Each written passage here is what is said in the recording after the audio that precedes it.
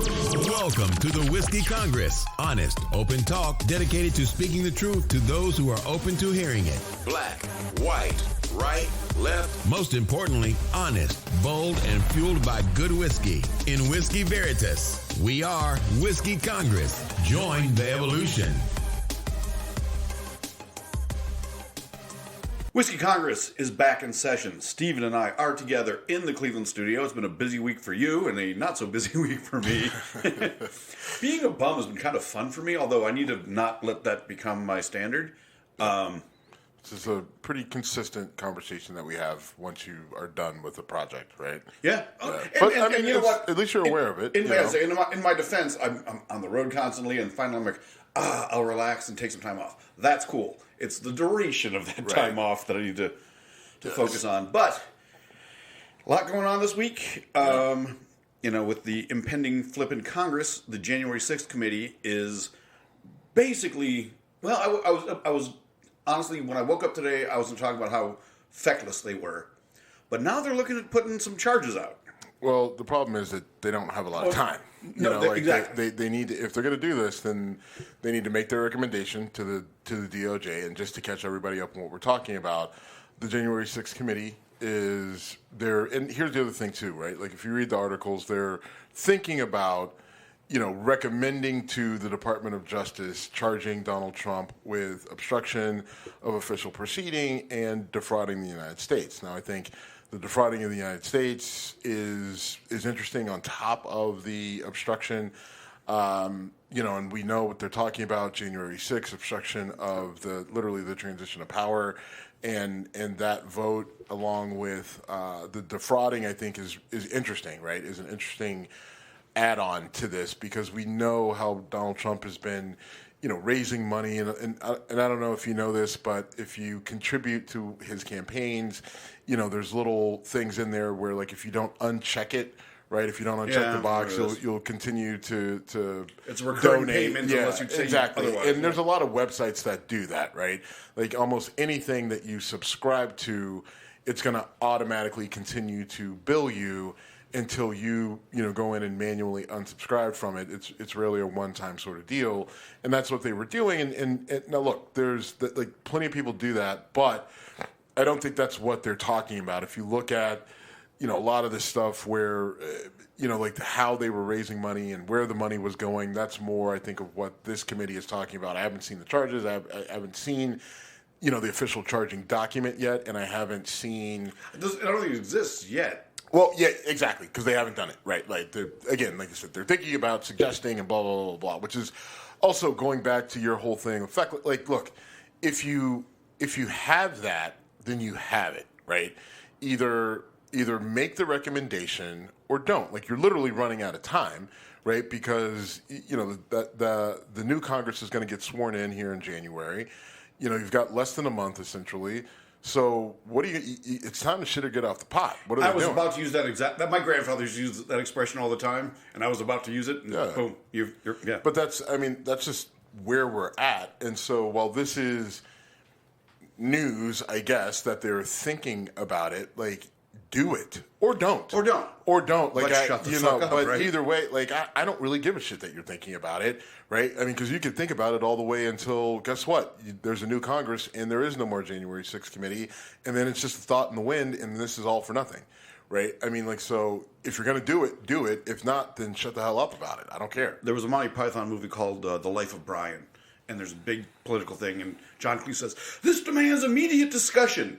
No, dude. The world collapsing around you, sitting down and talking about it is done. Get shit done or not. Right. I don't frankly know what the right answer is, although in the last couple of days... answer, yeah, you do. If you've got evidence to show obstruction, and if you've got the evidence to show that he defrauded the United States, then the right answer is make the recommendation, and DOJ look at what the evidence that they have provided for you, and you figure out if it's substantial enough to actually charge, right? Like that's the answer. Now, if you don't have it, right, or whatever, I mean, I think if you're at a point where you're thinking about it to this point, right, then I think the answer is you make the recommendation. Ultimately, then it will be up to the DOJ to make the decision. Now, Merrick Garland and his DOJ are moving very slow and methodically and meticulously, and I'm sure they're crossing all their T's and dotting all their I's across everything as it relates to Trump, as you need to. But that is a process which is slow, and they are moving slow, and everything with the government moves slow anyway. But I think this committee has a responsibility. If you're saying that you've got that amount of evidence, and we've seen a lot of the things that they've presented, right? Contrary to the Fox News and the conservative punditry and everything else, this is a nothing burger. Okay, well, you say that about everything, right? I mean, you could literally watch, like Trump said, he could watch Trump shoot someone in the middle of the street, and you would say it's a nothing burger. Like you didn't say anything when he's dining with Kanye West and Fuentes.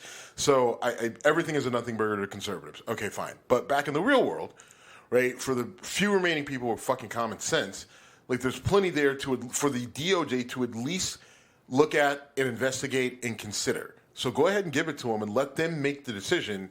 But don't pussyfoot around until, guess what? Congress is out. There's a new Congress in, and then you lose that ability because the committee has been disbanded, right? Which it will be. Absolutely. And we know that. Yeah, So why you're dicking around with it, I don't know. And that leads us right into Marjorie Taylor Greene and Steve Bannon. Marjorie Taylor Greene was at an event where she had her and Steve Bannon basically using the following statement that I'm about to say as defense, right? Like defense against hey, we didn't plan January 6th, it just happened to go down this way, but had we planned it, then we would have been successful, we would have been armed, and and it's just, again, more rhetoric, and I think a lot of people are taking that to, there are a lot of people on the left, right, that are pointing to that statement and saying, see, but again, you have to look at the whole picture of the statement that she's saying. She's saying we didn't do it. Had we done it, we would have done it right, and they would have been armed and everything else. And the statement in and of itself is dangerous because I think with their supporters and their base, that's a dog whistle, right? Like, so there's someone who is going to take that to heart, or who could take that to heart, I should say, and could do something dangerous with it, right? And use that as a directive based off of the testimony we're hearing that we heard from people involved in January 6th, right? Like Trump said, fight like hell, so that we took that to mean that we needed to go up there and fight. Okay, Marjorie Taylor Greene basically told us to go up there and this time try again armed. That could be, a crazy person or group's defense of doing something stupid in the future, but in the context of what she said, she's saying it as a defense, as we didn't plan this because it wasn't successful, right? Like, we're winners, we only win, and so we wouldn't plan something that failed so miserably, is what she's trying to say, which I think, again, you take all of it with a grain of salt, right? Right, but also if you expand the context of what she's saying is, we would have succeeded in overthrowing the government. Yes. I mean, the gravity of that statement should not be... But, I mean, I think there's... again, the gravity of the statement can't be missed, but I think there are plenty of situations like that, right? Like, had I been there, this is how it would have went down, but this is a much grander scale, right? Like, we all know the guy who's, had that been me, I would have kicked that guy's ass, right? Like that, right. And that's what this is, just high-level politics that happen to involve, our democracy and freedoms and republic and our government. Is that all? But, yeah, that's all. Okay, so let's talk about Ralph Norman for a minute, because Ralph Norman texted to Mark Meadows, the President's Chief of Staff, on January 17th, 11 days after the insurrection, and said, you should declare martial law, and he spelled martial, M-A-R-S-H-A-L-L, which he's getting mocked for, and he deserves it. But that's where, liberals fuck up. Because, look, he's dumb. We can make fun of him because he's dumb. Okay, great. You're right. It was dumb. It's bad. You were the one who said on the show originally, and we've repeated dozens of times, that, when we say these people are in Congress, they must be smart. No, they don't need to be smart. We've proven that over and over again. But the concept behind this, the depth behind this is fucking huge. Like, he literally was tweeting or texting Like, tell the government to seize the right of the people. Right. And Ralph Norman, remember, just in case you don't know, Ralph Norman is a representative, a congressman from South Carolina, and he's texting Mark Meadows, who at the time was Trump's Chief of staff. Yes, chief of staff. Right? Like, so you've got a U.S. congressman texting the chief of staff of the president, listen, this thing isn't going our way. You know, the election didn't go our way. We need to figure out a way to make it go our way. So just declare martial law, use the military to keep everybody, you know, in their homes until we can figure out a way to keep our guy in the White House. Right? I mean, with, again, no evidence of fraud in the election, right? None whatsoever. I did see a report today that came out of the Gateway Pundit, I believe, which is a far right-leaning media outlet, suggesting that, you know, some tech that the government installed in our voting systems was used to cheat, but the tech was installed in 2016 under the Trump administration, and then, you know, was pushed even further in 2018 when Trump was still in the White House. And, you know, again, Trump was there in 2020 and it was his White House. So, you know, they're saying that the Democrats used this to cheat at some point between 2016 and I guess the 22 election.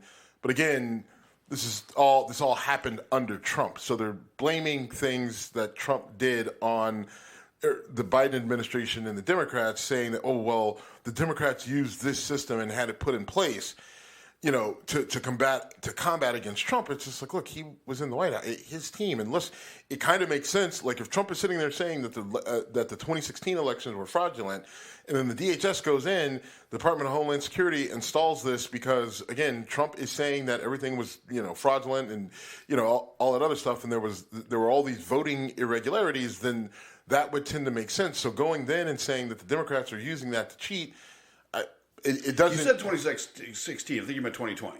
No, 2016. Oh, wait. So, but they didn't challenge 2016.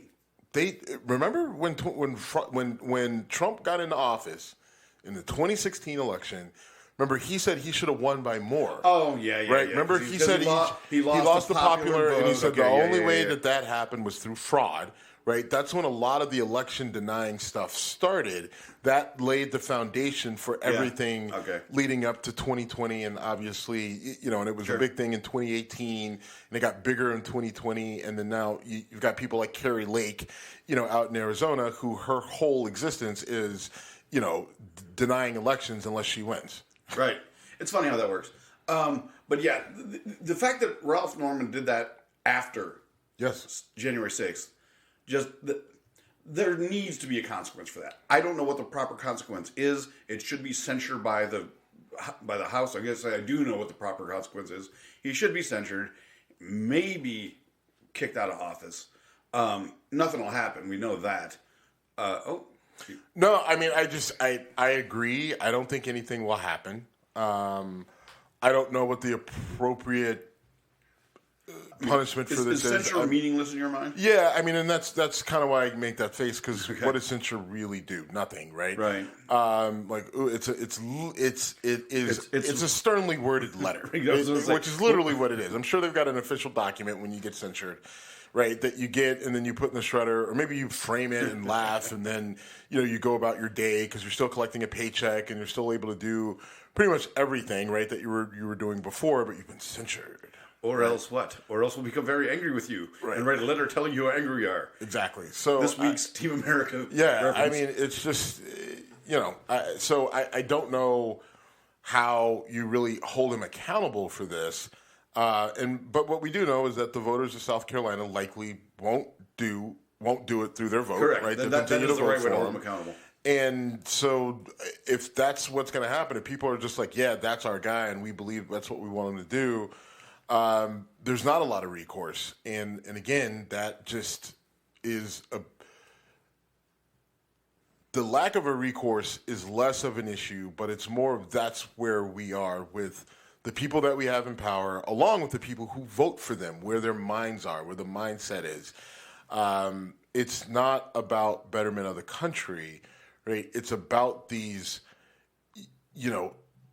dug in beliefs that, that you can even tell them, like, look, this thing that you believe in is bad for so many people. Well, I don't care, right? Like, I don't care. It's either my way or the highway, line in the sand, and anyone who crosses that line is my enemy, so I want to go again. And that's the mindset of your Republican members of Congress, the Senate, the people who vote for them, and we're going to continue to have this useless government, useless legislature between the Senate and Congress as long as that is pervasive. I watched Adam Kinzinger give essentially his farewell speech, and he's a guy that I didn't know his name. We've talked about it on the show, but before he stood up against Trump, I didn't know the guy's name. And then I ended up working a project in his district. And I got to feel the energy of that crowd. And, I really respect the guy because he knew he was committing career political suicide by doing what he did. But he said, I took an oath. And I didn't, until I heard his speech today and didn't know his background. He's a combat vet.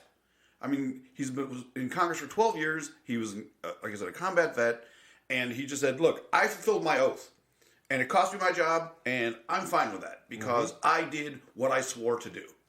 And he is among a very small number of Republicans who had that kind of integrity and guts. In fact, a very small number. Liz Cheney's one we've talked about a bunch. There are others out there, and frankly, shame on me for not having their names available. But most of them have either just stepped away from government saying, I can't win unless I, kiss Trump's ass.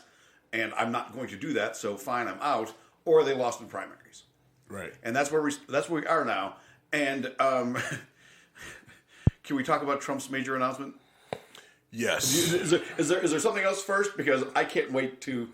No, I mean we could jump into it. I mean, this is so ridiculous, right? Like, so Trump on his social media site, which we're not even going to mention, but he releases this, pre-announcement to a big announcement, right? Where he said, there's going to be a big announcement tomorrow. And, I speculated that it could be him announcing, another tour of rallies. There was some thought about, is he announcing a running mate, which just didn't really make sense even for him. But you can't necessarily... Yeah, that's what I thought it was going to be. I didn't think it would because it's just entirely too early because you don't even know who you're running against. Right. And I think, even with him, that matters to a degree. And then the big one that I really thought that was the most concerned... Let me stop you. You said this to me, and it sent a chill down my spine. Yeah. Go ahead. That Trump was going to make a push for Speaker of the House. In Congress, meaning that, and a lot of people are like, well, how could he? He's not a congressman, and you don't need to be a sitting congressman to be Speaker of the House. This is not unprecedented. We've seen other people become Speaker who were not members of Congress. And if that were to happen, like that would be a nightmare scenario in terms of creating an completely ineffective government, right? Because Trump's not going to bring anything to the floor that's brought by Democrats. He's not going to bring anything to the floor that's not brought by a Republican that doesn't kiss his ring. And so the repercussions of that would be disastrous for the people and for the government. Go ahead. It would also make him third in line for the presidency. Well, that's the other big thing is that, you've got the president, you've got the vice president, and you've got the Speaker of the House. And we know that I don't think it would be successful, but, and here's why that's less of an issue because Democrats have control of the Senate. Right. Right. So an impeachment proceeding would have to go through the Senate, which the Democrats have control of. And so the Democrats there's not going to be a successful conviction you would have to basically convict both Biden and Harris, right, to get them out of office in order to put Trump back in office. And the time it would take to get through both impeachment proceedings of both a president and a vice president in order to get Trump in, you're not going to do it in 2 years or True, a year. But it would inspire a ton of psychos to try to assassinate both of them. Well, that's the thing, yes, because then the next thing is, well, If you can't get him out through impeachment and removal, then you get him out the other way, which is, taking him out, which is like an insane thought. But it's not like, listen, given what we've seen, right, whether it's January 6th or the guy who tried to go in and take on the Cincinnati FBI and ended up getting himself killed in a cornfield, right, or any number of these other sort of splinter cell sort of individual lone wolves that have taken on some drastic measures, that risk definitely increases tenfold or more, right? Right. You're not. And I'm not saying you're wrong. I'm not saying that I'm saying it's an insane thought in general, but it's a very realistic possibility if Trump were to be Speaker of the House. There are plenty of folks who would think, I'm going to be a patriot, I'm going to do this, and Trump will pardon me when I succeed. I know it's a crazy, awful fucking thought. There's a lot of people sitting in jail right now from the January 6th who are still waiting on that pardon from Trump. Right? Like they think that he's going to get back in office so that he can pardon them. Right? And my favorite question to ask the people who ignore January 6th is, okay, no Congress member was murdered on that day. But I ask people when they're, you're making too big a deal out of it. I've asked, what would have happened had they gotten their hands on Nancy Pelosi or AOC? And the answer I've gotten 100% of the time response is, I don't know. And my response to that is, bullshit. You know exactly what would have happened. They would have been murdered. And if that's not a reasonable take on my part, tell that to the guards that literally locked them and Mike Pence into a room and said, we're standing here with a gun pointed at a door.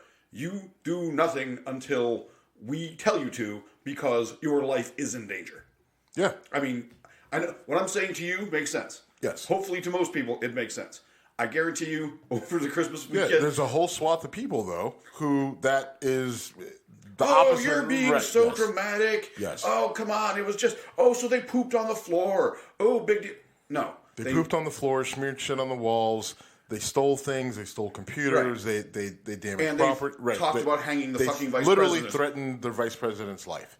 Right? I mean, and it was such a, you know what I mean? Like, I can't get the image of Josh Hawley, running from the mob, right? After waving to them and fist pumping and all that other shit. And then you see him, in the Capitol running to safety, like sprinting, like he hadn't sprinted probably in 20 years. I can't judge that because I had to sprint across the road the other day. Well, it wasn't pretty. We're fortunate you still have hamstrings. But, it just, this idea that, had they gotten to him, they would have had a very enlightened conversation. Tickle fight. It's just insane. So what did Trump really... Right, so we got way off. But so Trump's big announcement, which, like I said, is it more rallies? Is it him announcing a running mate? Or is it him, making his push for speaker? No, none of the above. Actually, what his announcement was that he has released digital trading cards with him as a superhero. I told my friend this today. She thought I was making it up. Jim? And I was like, oh, no. I am not joking about any of this. Jim? Yes, sir? Jimmy. Don't you South Park me. So, I put the tweet out about, what it possibly could be. Thinking like a serious person, like an adult, like a sane fucking human, right? Turned out that I'm actually, like you said, a silly person.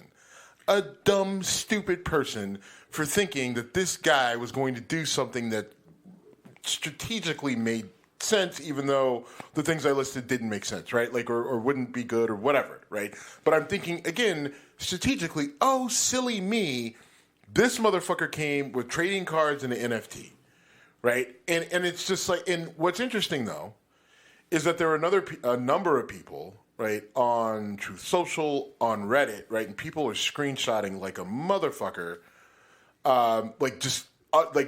die-hard Trump supporters. I mean, they got MAGA in their handles and, flags and all this stuff, like Trump, right? Like, and you go back through and it's like they're all Trump. People a lot of his completely devastated, right? Like, Dude. Oh, see, I didn't see any of Oh, these. yeah. I mean, there are... I know Bannon went, I can't do it anymore. But yeah, sorry, there were a lot of people who were just like, you mean to tell me that the big announcement was this dude releasing trading cards that we need to pay for? And some of them with, because they're NFTs, right? Like, so, like for exorbitant amounts of cash, thousands of dollars, in a time where the economy's tough and everybody's talking about inflation and recession and, it's holiday time and people are cutting back and kids not getting toys. And this motherfucker is releasing trading cards. With him... Digital trading cards. You can't even physically hold them, right? NFTs, and it's interesting, like... I've thought NFTs were a bunch of bullshit from the get-go. We had Market Bin on, and we should have him back with everything that's been going on over the last 6 months. Yeah. But I thought NFTs were bullshit. There were a lot of guys like Market Bin who there's value there, blah blah blah, and they're probably right. But again, to me, they just look like a way for people with a lot of money to show that money off. You mix it in with the metaverse, and because there's no, you can't, there's no value. Like, people talk about, information and, storing health information in the blockchain and blah, blah, blah, blah. But really, all this has been to this point is really wealthy people, overpaying for literally nothing, right? Just shit that people make up, right? Not even hard, right? Digital images that they make up online that they'll have access to. It's like art. Right, I was like, it's not even like art, right? And then it's like Beanie Babies, right? These some of these, between the blockchain and we'll talk about Sam Bankman-Fried in a little bit, but like we've seen plenty of weak links in the chain, so to speak. I've just thought that they were bullshit. And I looked into them for a little bit, even for us and our podcast to have like an NFT with our logo and all that other stuff. And I was like, it's not worth it, right? Like, there's the money that you have to pay to put in it. Like, for us to do what I wanted to do would have cost me like $600. And then trying to get somebody to pay something for it, like the statistics were absurd, right? Like, people would spend all this money to put this shit together, and then they would sell them for less than they invested in. Oh, well, someone is going to sell it at some point for a lot of money, and then that's when I'm going to make all my money. Well, for 99.9% of people in their NFTs, they made no money off of them. And there's still some diehards who are like, oh, this is about to blow up. Trump got involved, so it's definitely about to blow up. Oddly, I got into a bit of a fight with my buddy Mike the dentist from Buffalo, who last year at Christmas time was telling me we needed a Whiskey Congress NFT and that he would buy it. So if I speak to him this Christmas, I will offer that, but make him put the money up front. But that's interesting. So now I feel compelled. Well, does he listen to our show? He probably doesn't. He probably doesn't. He sounds like the type who doesn't. No, he says he's told me he doesn't, and then, but he's an example of what drives me fucking crazy because he's a dentist. You talked about he's a smart guy, educated, but that's why that. And I tell him, like, let's have a conversation. Oh, you'll just twist things. Okay, then call me out for twisting things. Right, and you said he sends memes and all that other stuff, but I mean, again, that goes to show, right? Like, when people talk about Trump supporters and MAGA supporters. They go to the uneducated, dumb, angry, white, right? Well, no, that's not true, right? Like, there's a lot of people that have bought into Trumpism and MAGA and that entire movement that span the scale. Yeah. Right? Think about it. Think about the congressmen and the senators and the CEOs of organizations and, like you said, dentists, lawyers, the number of lawyers that, Sidney Powell and Rudy Giuliani and all these people that have jumped on. And then, we see it around here. Like, I was at an event. It was a cigar event, right? A lot of high wealth individuals, a lot of people that I know are smart people that have made a lot of money that are, they're not, literally have made money on their own, right? Because I'm in an entrepreneurial mode myself. So Sure. There's the benefits of being around that group, right? And a lot of those guys were, Trump supporters, right? And, which is evidenced by some of the comments that they were making. And so you can't go to it's just the dumb blue collar worker or, the guy out on disability or whatever. Like, there's men, there's women, there's a lot fewer minorities, black, Latino, whatever, but, a lot fewer minorities, black, plenty of Latinos that are in Trump's camp. it spans all different types of different demographics. And, you talked about where Democrats get in trouble with like Ralph Norman, right? Where they focus on, he misspelled martial law, which plenty of people I'm sure do, right? That there's, Marshall, Marshall, right? And there's Marshall with the TIAL. Plenty of people make that mistake. And so many people were focused on, you can't even spell Marshall the right way. Oh, look at that. And how many times have I told you that, holier than thou, I'm smarter than you, elitism is just what kills Democrats over and over again because they're so focused on making fun of Ralph Norman for using the wrong word, right, that they're not even acknowledging the fact that this motherfucker was talking about martial fucking law because they wanted to keep they wanted to keep Donald Trump in and basically overthrow our government and completely punt on the fact that we had a democratically held election. Right? Like, that needs to be the criticism. I don't care how he could have spelled it Maxhs, however the fuck he spelled it, doesn't fucking matter. It's what he wanted out of the message that he sent. And instead of who he was sending it to. Right, and it's just like, oh, well, it's just, it's a little sidebar, a little levity. I don't give a fuck about levity. The motherfucker's overthrowing the government. We can laugh about shit later. Right? Like, we've got fucking comedians. Go watch a Dave Chappelle special if you need some giggles and tickles. Like, this motherfucker's trying to overthrow the government, and you're so worried about how he spells and how you're so much better than him because at least you know how to spell the word right. Right? Well, I mean, you were about to be in a situation where even if he spelled it wrong, had someone said, yeah, that's a good idea and done it, what the fuck were you going to do with your jokes then? Yeah, I've said it 3 times, I think, on this show, but this happened 11 days after our Capitol was attacked. Right. After January 6th. Right. This would have been bad enough on January 5th, but on January 17th, like, literally, Biden's about to get sworn in, the shit's over, we have a new president, and he's going, okay, let's just go military. I mean, what martial law means is literally military in the streets, suspending all constitutional rights until we, quote unquote, get things under control.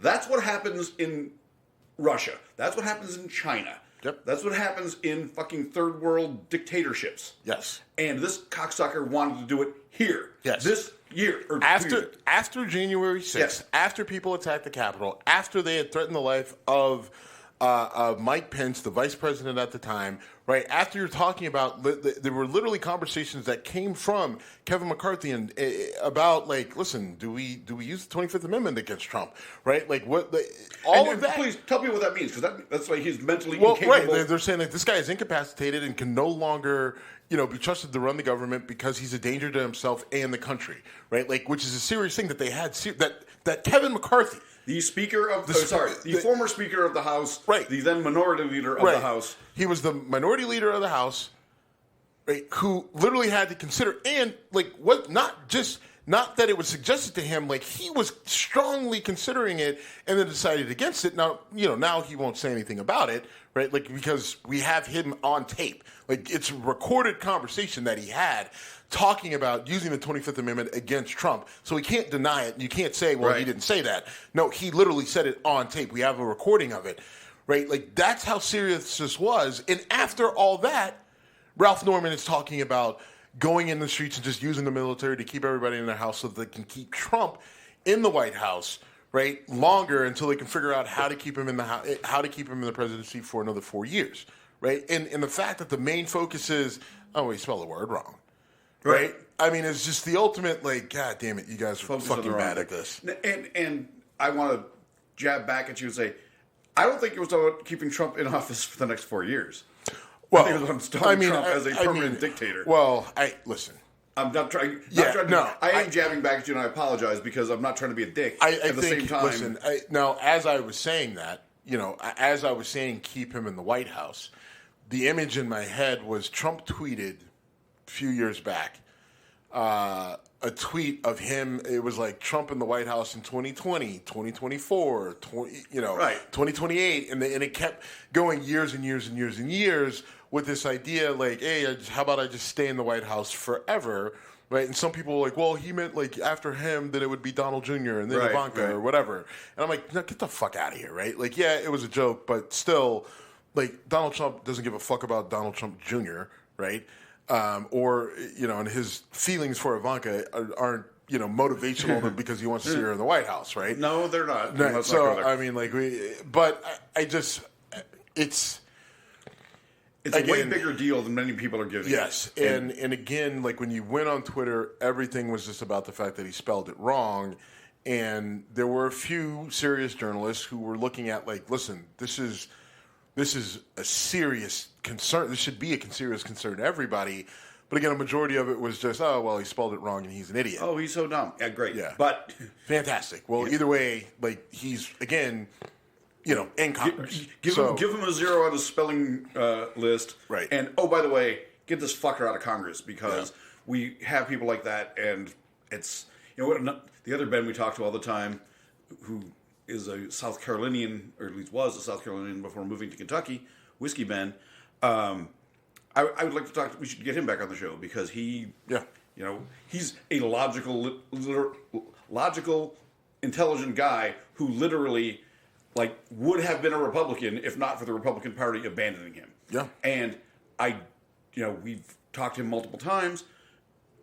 It's people like that can possibly save this country. Yeah, I mean, I just, I don't know how many of him are left. I don't either. Listen, again, with the whole idea of, he takes a common sense approach, and it's just what we're finding is that just common sense apparently is something that no longer exists. And without enough people that are willing, now listen, I will say that the Trump trading card thing turned a lot of, listen, it's as ridiculous as it is. There are a lot of people who put a lot, and there were people saying, look, I have donated so much money to this guy and his cause, right? And have apologized for him and made excuses for him for the last, 6 years. So to see, there are a lot of people who the light bulb finally went off, this guy's a fucking con artist. Like, what in the actual fuck are you serious with playing? I mean, and this is not me over exaggerating. This isn't me playing it up. I mean, now look, it's a sample size from some Reddit, some comment boards, from whatever. But again, like I told you back with the 2016 election, like that's people literally putting being their true selves. To a degree, right? Like, you've got a lot of trolls and everything else and bots and everything else, but when you got people in there who you can go and you can see their timelines and their history and the consistency of their statements or whatever that they're posting and that they're real people, and now all of a sudden they're just like, what in the fuck, right? Like, those aren't bots. Those aren't, those aren't plants. Those are people who genuinely realize now that this guy never gave a fuck, right? And so the question, but now... Here's the thing is that, yes, it'll push them away from Trump, but we know exactly where they're going. They're going to Ron DeSantis. Yes, they are. Right? And Ron DeSantis came out with a little bit of news, right, that he is putting together a grand jury to investigate COVID-19 or the vaccines and mRNA and Fauci and everything else. And why is he doing that? Right? He didn't say anything about Trump. He didn't say anything about running for president. All he said was, I'm going to investigate the vaccines and I'm going to investigate, the lies that were told to our people and if this vaccine is actually safe and, and he's doing these things and again, lining them up, right? He's doing it in the state of Florida, but he's setting it up for a bigger stage and a bigger platform when he decides to run. And also notice that he's not getting into a sparring match with Trump, right? No matter what Trump says, he's avoiding it because again, right? What did I tell you, right? Weeks ago, months ago, that DeSantis was going to let Trump hang himself, right? DeSantis says, I'm going to investigate this. I'm going to investigate Pfizer and all these other companies and Fauci and the health people who all forced everyone in these vaccines and all these laws, right? And then the same week, Trump comes out with trading cards. Right? Trading cards. Right. With him as a superhero. Shooting lasers out of his eyes. Yeah. Right? So when you compare the two big announcements this week, Again, DeSantis doesn't need to say anything about Trump. He doesn't need to say anything about running for president. He needs to continue to do what he's doing, right? And Trump is going to continue to be Trump and do what he does. And Trump is going to take his base, and that will easily transfer over and convert to DeSantis' base, right? And it's going to get to a point where all these other people that are considering running, right? Nikki Haley, Mike Pence, Tim Scott down in South Carolina, and all these other people, like they may make Tim Scott would probably make a decent candidate, right? He's black. He's the only black senator, the only black Republican senator. He's got a really compelling story, and he did a lot of bootlicking or not acknowledging Trump, head on, or not challenging Trump head on, but I think he's got plenty in a normal sort of setting. If you remove the MAGA movement, like Tim Scott would probably make a good candidate, but it's going to get to a point where people aren't even going to consider anything that doesn't feel Trump-ish, but they also are done with Trump, and DeSantis gives them that, right? Like he's going to continue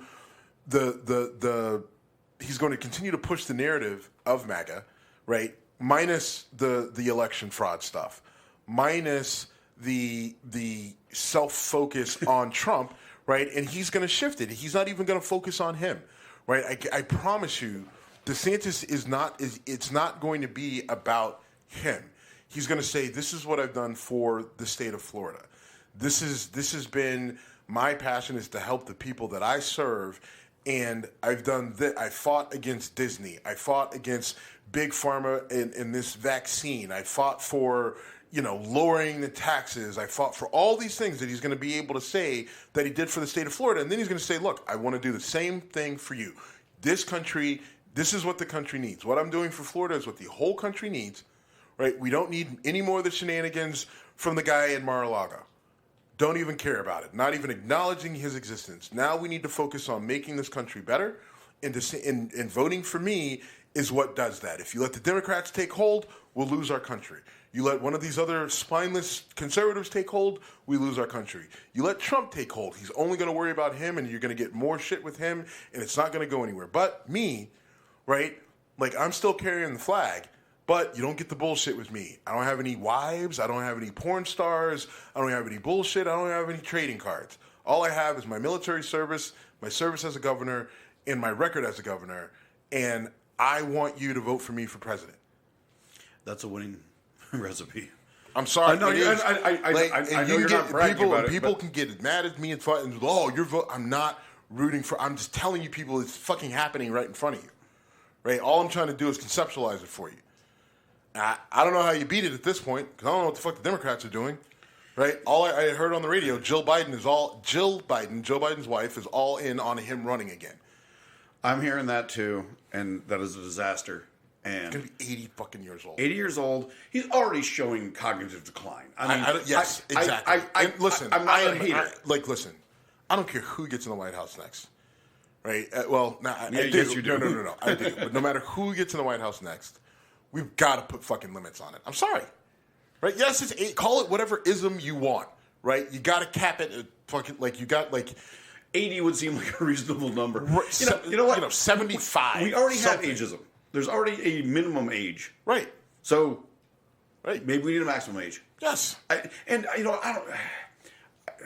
don't know what number you would put out there. I just know in this particular guy's case, if you look at Joe Biden's record, it's actually pretty good. It is pretty good, but there's so much. It's one of those things. Like you know who Joe Biden is? Oh, here we go. You know who Joe Biden is in terms of if we're comparing him to NFL quarterbacks. Go ahead. It's Kirk Cousins. Interesting. Okay. Right. Oddly, Kirk Cousins is a huge MAGA guy. Right. But okay. Yeah. He wins games for you, but do you really want him as your guy? It's just like you look at the stats and you're just like, oh, this is pretty good. You want him on your team? No. Not really. No. Right. Kirk Cousins is going to be ready for a contract again. And people in Minnesota are going to be like, can we shop around? Is there anybody else? Right. I personally lived through that. Right. When the Bills were looking for a quarterback, you and I had this exact conversation. Like, how can Washington give up on this guy? Look at his stats. Do you want him? Well, no. Exactly, and that's where we are. And I am clamoring for us to go to the draft, and go find our franchise QB, right? Like, go find our next trade up in the first round. Yeah, do whatever you got to do. But I mean, and if I'm not going to say that. Well, I'll get off the football analogy because I was going down a weird path there. But because I was trying to figure out who Trump would be, and then I was trying to figure out who DeSantis would be, and then it was going to turn into... Yes, let's not do that. Yeah. Let you think about that. Right. But the point is that, I think Biden can't run again, period. Aside from that, no matter who runs, whether it's Biden or Sherrod Brown or... whoever, Gavin Newsom, Kristen Sinema, Kristen Sinema shifted from Democrats to independent. The most predictable thing of so far this year, I suppose. All these people who have these delusions of grandeur that are going to run on the Democratic side, it doesn't matter because I think that the DeSantis train, I don't think the Democrats have a good defense against. Right? Now, listen, I've been wrong. I've been wrong plenty this year, and I would relish being wrong about what I'm saying in terms of DeSantis's probability of success in running for president. But I haven't been very wrong about that sort of thing to this point for the last 10 years. I feel that I have a good feel for it, and I haven't been wrong about DeSantis to this point. No, you have not. And the Democrats have a problem, and whether they're acknowledging it or not, I don't know what they're talking about with the DNC and everything else. But what I do know is that if they don't pull a rabbit out of the hat, then DeSantis, you might as well just chalk it up for 8 years for Ron DeSantis.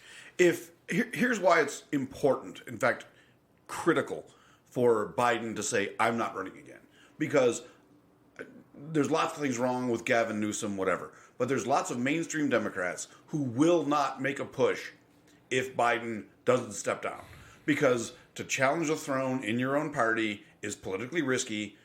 As much as I'll call Republicans cowards politically, and I'll stand by everything I said, so are Democrats. Mm-hmm. And I don't know who I want. In fact, I meant to dig into that today because... I'm not thrilled with Gavin Newsom. I'm curious about Hochul from New York, but whoever. Both Newsom and Hochul. Kathleen Hochul. Yeah, the issue that they both have is that they're the governors of New York and California, and more so California than New York. California's a fucking mess. A mess. Taxes, homelessness, crime, all these things that they cannot run away from. Right, like New York's a little bit different, probably in a little bit better situation. They still got in, New York City more so than anything. There's a real issue there, which she could kind of offset that, put that on the mayors and the situation there, and even some of it on Andrew Cuomo. But the reality is that they both have an uphill battle in terms of pulling over the independent voters. And I think Gavin Newsom would probably have probably a better time. Probably have more success with progressives. Hochul, she's a Western New Yorker. So she is like she. I think her I think she's going to go heavy on anti-gun legislation, stuff like that, and she's really going to push that. Probably, I would assume. I don't know a lot about her. Right, so it's hard. I'm kind of and so I'm going to stop trying to figure out what her play would be until I dig in more to her. And I think Gavin Newsom would check all the boxes for progressive Democrats and everything else. I think that, but progressive Democrats are also very finicky and also would be very critical of him. But at the same time, I think that they would be more supportive of him than a lot of other candidates that are out there. I still think Sherrod Brown is probably the best. Shot at being able to have a shot here, but again, that's my opinion. It's early. I also said that I thought that Kamala Harris was a good candidate, and that I was wrong about. Need her out of office. There's another one. Yeah. All right, man. We should move on from this because I really want to talk about Sam Bankman-Fried, the FTX crypto guy, who is now facing decades in prison potentially. And I I know the charges are basically wire fraud and tax related things, but I mean, crypto's a scam, isn't it? I mean, it's not a scam. It's just that it's. Listen, for the most part, there's a lot of people who threw a lot of money in crypto as a, fuck you to, to government, to the government and government oversight, and wanted more, like freedom in their money, which is fair, right? Like, I mean, I think the concept of it is good, decentralizing it and everything else, but I think there's clearly some issues that have not been worked out. And then Sam Bankman-Fried exploited a lot of that, and now is facing, like you said, a lot of time in prison. He doesn't have a good defense. His lawyers have been noted in saying that like he needs a better defense than "I'm sorry," which has kind of been his thing. Like, and I think his point is like, look, it wasn't intentional, it wasn't fraud. I just was doing what I was able and allowed to do, and then it went bad, and now everybody's mad, right? And where, so he's kind of in that Elizabeth Holmes world. I didn't do anything wrong. I think she was much more nefarious. I like, is crypto a scam? No, because I mean, it is a legitimate current. Like, you can buy legitimate things. Like, you can go. There are stations, right, that look like ATMs. There's one in the Circle K gas station on Lorraine Avenue where you pop in there and you can buy and sell Bitcoin in the actual ATM-looking machine, right? So you can argue that any currency is a scam, right? Well, okay. An American dollar is worth what an American dollar is because a government says it is, and other governments agree. And you're not going to have a reference on this. There's an episode of Rick and Morty. You're right. I will not. And it's actually Rick and Morty is actually a really, really intelligent show, and it's actually sometimes a little too much to watch at 1:00 in the morning after an edible. But to your point, right? Like, all money and currency and pretty much everything, right, is just the value that we say it does, and then we all just kind of agree that it is what it is. And it's kind of similar to where you are with Bitcoin. Bitcoin would argue that the actual value is more hard coded into the blockchain, but yeah, I mean, with this, and I don't know, like, because I was not a big believer in crypto, NFTs, and all that other stuff, right? I've used Bitcoin. I've used it a number of times for buying, cigars and whiskey, on the secondary market or black market, I guess you could call it. Because that's the way that people wanted it, right? Like, I wanted the bottle of whiskey, or I wanted the cigars. They wanted it in fucking Bitcoin, so I had to go through, buy the Bitcoin, do the exchange. I've got a Coinbase wallet and all that other stuff, and then I send it to them. You can do it through Cash App now and all that other stuff. And for the most part, it hasn't been really much of an issue. Although the one guy was a scam, and I didn't get my cigars, and I was very upset. But hey, that's the risk that you take with some of this shit. I don't have a lot to say about him because I don't know enough about it to really look at it I could look at a typical fraud case, like, going back to Bernie Madoff or anything like that, and I can go through legally because I understand tax law. This is different, and I'm sure they're using the same principles, but there's a certain level of technicality here that in expertise that I don't have to make a good analysis. All I know is that everybody's really pissed at this guy, and all I know is that I'm really happy that I never really invested heavily in crypto in general. I thought of you when I saw a video with him before he was charged, and he basically said, "My lawyers are telling me not to talk, but I'm going to talk because I want to be straight with you." Well, you know exactly how that would hate out. You'd be like, right. Shut the fuck up. Like, I would snatch his ass off the fucking, Like, I would have been facing a charge for assaulting my client. I literally thought of you, like, dude, your lawyers are screaming right now. Like, oh, my God. Stop speaking. You will not make this better. Right. All right. I do want to touch on a few other things real quick. We've talked about Brittany Griner a lot. Yep. She finally came out with a statement. I did not see it. She did. She came out with a statement. I think, listen, she said the right thing.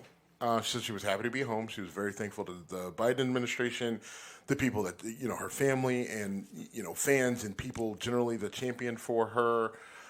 She is, grateful, and she also was, she spoke out for Paul Whelan and his family, and she encouraged the people who supported her to continue to, push to get Paul Whelan home. She encouraged the Biden administration to continue to push to bring Paul Whelan home, and that she wants to continue her career in the WNBA.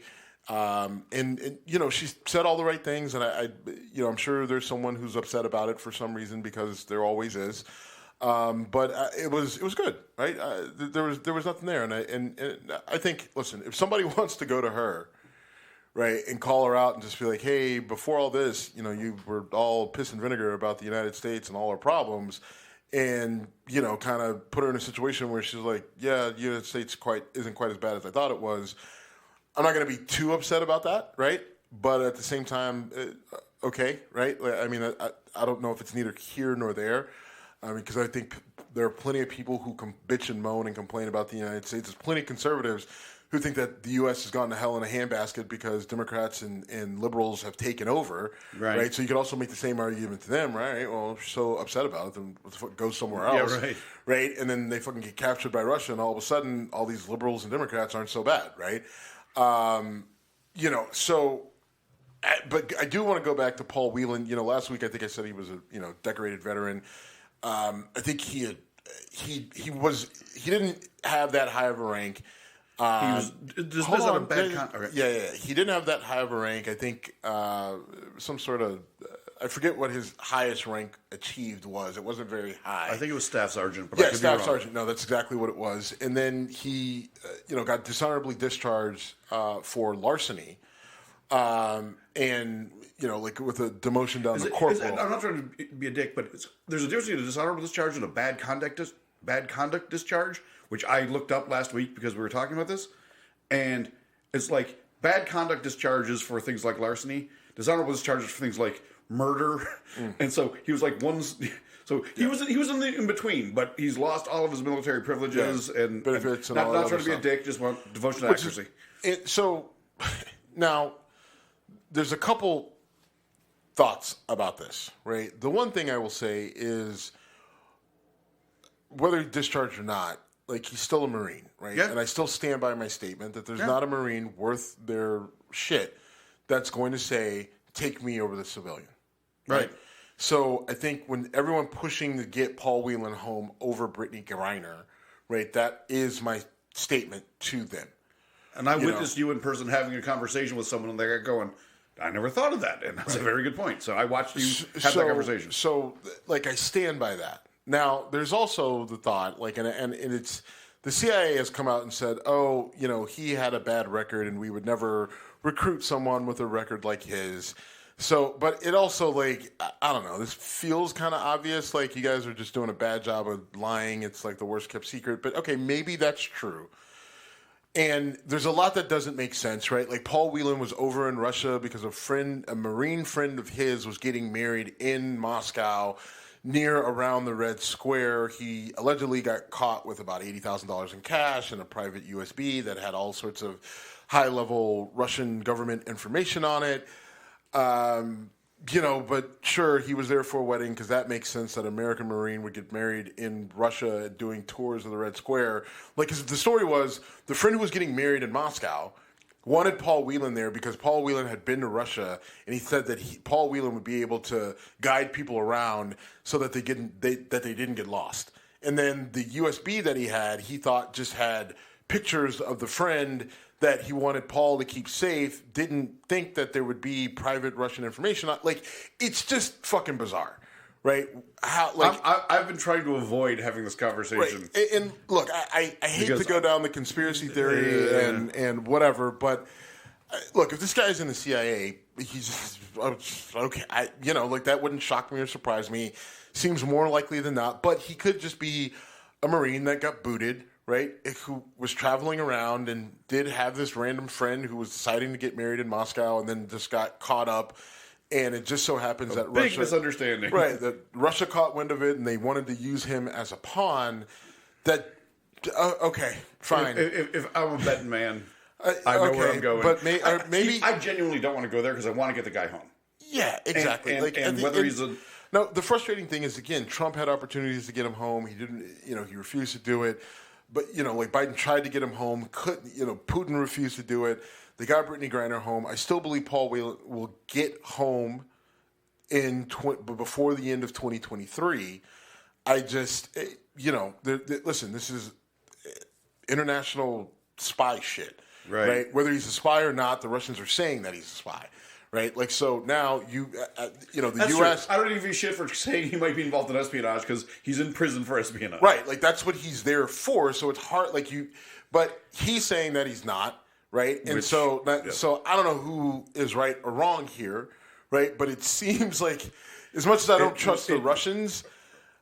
Okay, the CIA has never done anything shady, Steve. Exactly, that's the other part. How dare you?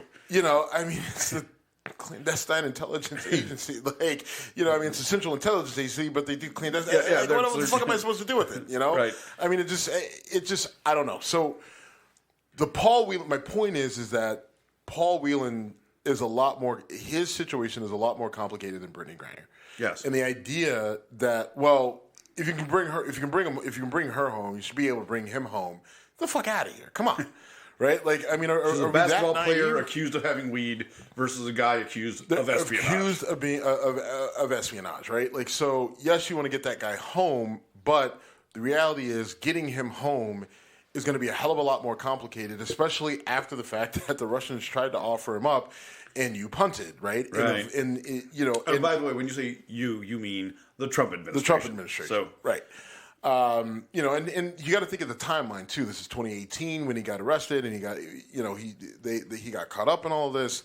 We had just arrested that Maria Butina, the gun nut chick that. And she had slept her way around the conservative realm Never and all this other stuff. But there was a lot going on at the time, and so look, it's complicated, folks. And to simplify it, because you don't like Brittany Griner because she's a lesbian black woman who said things you don't like politically, is just so intellectually dishonest and just lowbrow and just frustrating. And then trying to explain it to people is brutal. Now, and the interesting thing is if I get someone one-on-one, then the light bulb goes off, right? Because you get them out of the tribal mindset, and it's just like, look, hear me out. Do you trust me? Do you trust that I'm not some liberal nut that is just like, just hear the things that I'm saying, right? And then tell me that you still wish that they would have brought Whelan home over Griner. Like, I want all of our Americans home, no matter where they're being held, right? Short of them being held for truly, gross crimes, right? Like, if they're Americans and they're anywhere near innocent, right, then I want them home, right? Even if they were found guilty, but we know it was I want them home. I want Paul Whelan home, but the reality is that once we're in this situation where they're captured, then want isn't enough. You have to deal with the reality of the situation. And the reality of the situation is that you had two people that were captured. You bring whoever the fuck home that you can. Right? You don't leave Brittany Griner there because you can't get Paul Whelan home and you don't like her. No, you bring him home. Because my argument to you is, if it's you, think about it. Brittany Griner got busted for taking weed to fucking Russia. Right? There are plenty of U.S. citizens who travel with weed, both domestically and internationally, that could get picked up anywhere. Right? Yeah. In any one of these countries, right? Because people take it to places that they shouldn't all the time. They just happen to not get caught. And if you find yourself traveling internationally and you get caught up in something, do you really want the government to base whether they fight for you on your political views? Right? Because what you're saying is you want Brittany Griner left in Russia, or you wanted her left in Russia because you disagreed with her political views. Right? And you don't like the current president. So if you're on vacation somewhere, right, here's a perfect example. A friend of mine, this just happened, I just found out last night, but he was down in the Dominican Republic. He was on a raft. The raft got hit by a wave. He's partially paralyzed, and he had to get emergency surgery to put his neck back together. He's in a Dominican hospital. He was a bartender. He doesn't have the it's $100,000. He doesn't have the money, and they're holding him there until the money is paid, and then he'll get life flighted and everything else to the U.S. So we're doing a GoFundMe and we're trying to raise money, but. Think about it, right? Let's say it wasn't an actual injury that had him down there, but let's say he's down in Dominican and he ends up getting captured, right? He gets caught up for whatever. He gets arrested for something, and they say that, oh, well, we thought he was a spy, right? If all that being said, right, like he's just an innocent person who gets caught up in this, right? But for some reason they think that he's there for the wrong, should his fate rest in the balance on his political views, right? If his political views align with the president, then I'll support it. But if they don't, then, well, fuck him. He can stay there, right? Is that the thought process that we have? If I agree with you politically, then I want you to have all your rights, and I'll fight for you. But if I disagree, right, this whole thing that we're all Americans is bullshit. At the end of the day, it's not only are you an American, that part I actually don't give a shit about. It's are you a Republican or are you a Democrat, right? And then I think for even some of these people, it's not even just enough to be a Republican. It's are you a Trump MAGA supporting Republican or not? Because if you're that, then I want everything for you. Otherwise, fuck off, you can go to hell. And if that's where we are as a country, which is where it feels, then then I'm not sure we can be saved, and it's just a slow descent into hell. The only thing I argue with is how slow that descent is. The other day, I brought up the movie 9 to 5, starring, among others, Dolly Parton, Jane Fonda, Dabney Coleman, Lily Tomlin. And I said to a guy who was a bit older than me, I'll identify him off air, and I said, that movie, I watched it the other day, that movie still holds up, because it's still funny. Yeah. He's like, I can't watch that shit, Jane Fonda's in it. I'm like, you're a cunt. Sorry, Mom's going to yell at me now. But look, you don't like Jane Fonda's politics. I get it. Fine. I don't like Clint Eastwood's politics. I'm not going to say I'm not going to watch Unforgiven because Clint Eastwood's in it. Great movie. It's a great movie. Yeah. It's a movie that I didn't appreciate until fairly recently. But I mean, it's hardcore. First of all, there's not many movies of Clint Eastwood's I don't like other than the boxing movie with Hilary Swank. That's a brutal movie. Listen, you don't like that movie because it's awful to watch her get her neck snapped and just the family. Okay. But he's made some duds, dude. He made movies with orangutans sucker punching people. He made a lot of shit. Actually, I loved that movie as a kid. I loved it. It was fucking amazing. I believe Any Which Way But Loose, starring Clint Eastwood and Clyde the chimpanzee. Man, I would love to go on. I've got 10 more things I want to talk about, but you're on a time crunch. Yeah. And so we got to wrap this up. Any final thoughts, or we just shut it down? Yeah, I mean, just keep your eye on Elon Musk and Twitter. They keep using the First Amendment argument, and that has nothing to do with the First fucking Amendment. Interesting, because Elon Musk went through and booted a number of journalists off of Twitter who he said had doxed him, right? Which means they put out his location and information. And those reporters are claiming that they were reporting on a story of people who had doxed him. And he's like, well, by you reporting on it and bringing attention to it, you're basically pulling people to, you're basically re-doxing me. So he booted them off the platform.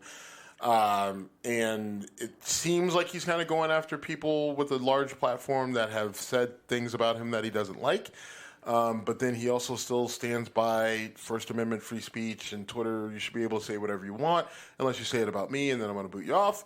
But, just keep your eye on it. Also, I think the app is not as good as it was before, and I've given you specific reasons why. You and I have had this conversation. Just, how information is put out, it's just not the same. And, I'm not saying I'm leaving it or whatever, or we're getting off of it, because I think we still have a decent-sized platform there, but it's just something to watch. Again, we could probably go on for another 2 hours, but we can't. So we are at Whiskey Congress on Instagram and Twitter, and we're done.